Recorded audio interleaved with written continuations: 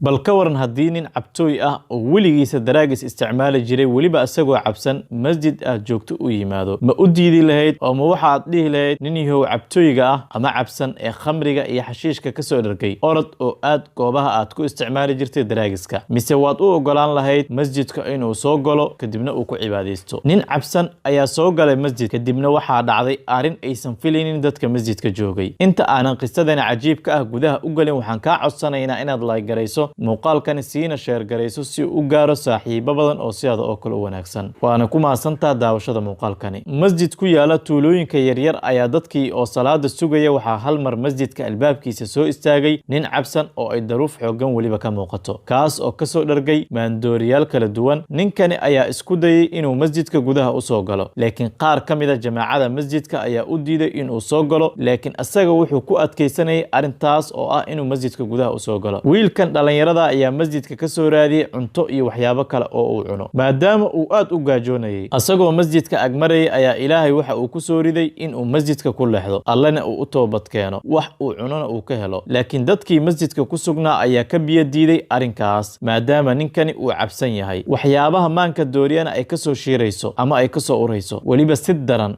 xaaraanna ay tahay in qof cabsan maandooriyaal kala duwan uu masjidka soo galo si kastoy ahaataba dadkii oo u wada diidan ayaa imaamkii masjidka soo istaagay kuna dhahay sii daaya ha soo gala masjidka ayagoo dadkii kale dhan ay diidan yihiin weliba in badan imaamkii ayaad ku adkaystay in ninkani masjidka uu soo galo ugu dambayn waa la soo geliyey ninkii masjidkii asagoo weliba u kaxeeyey dhanka iyo weyseqaadka asagoo yidhi isdaahiri oo isnadiifi ka hor inta aadan rabbigaaga hortegin intaa kadib wiilkii waa uu soo weysaystay waana uu is soo daahiriyey kadibna waxaa loo soo kaxeeyey qaybtii salaada lagu tukan lahaa ee masjidka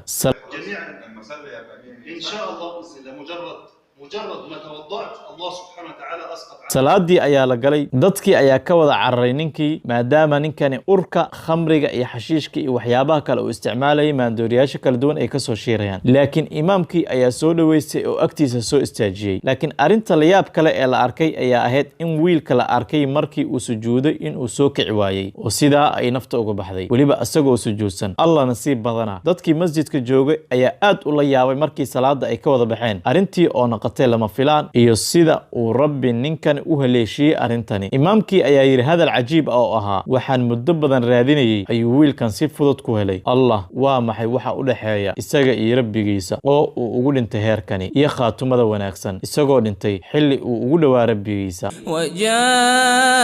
وجاءت سكرة الموت سكرة الموت بالحق ذلك ما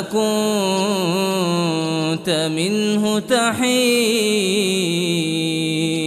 nabiga sallallahu alayhi wasallam wuxuu yiri marka uu adoonku ugu dhow yahay rabbigiisa waa marka uu sujuudsan yahay xilliga badiya in aad xustaan rabbigiina weydiistana wax walba aad u baahan tihiin runtii waa qiso cajiib ah oo aan ka baranayno khaatumada wanaagsan waana qiso dhab ah oo dhacday lagana sameeyay muuqaalo badan oo laga matalay oo kan hadda uu ku jiro aad daawanaysid rabbi waxaan weydiisanaynaa in uu khaatumo wanaagsan nagu dilo dhammaanteenaba